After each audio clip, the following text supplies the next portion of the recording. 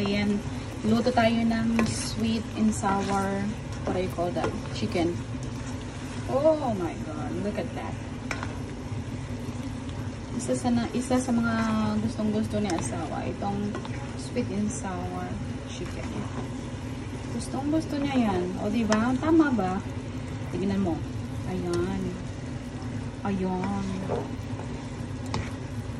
Gusto niya may konting sauce. Pero, ang pangit naman pagka lumangoy na to sa sauce, diba? Dapat ganyan lang siya. Si asawa kasi kumakain ng kanin kapag mayroong sauce. So, kailangan pa, nagluto ka ng food, gusto niya yung may sauce kapag may kanin. Pero, kapag mga ano, wala naman siyang reklamo. Basta masarap. Yun na. O, diba? For the A for today again, sweet and sour chicken. Ang amoy niya, sobrang sarap. Mapapakain ka na naman talaga.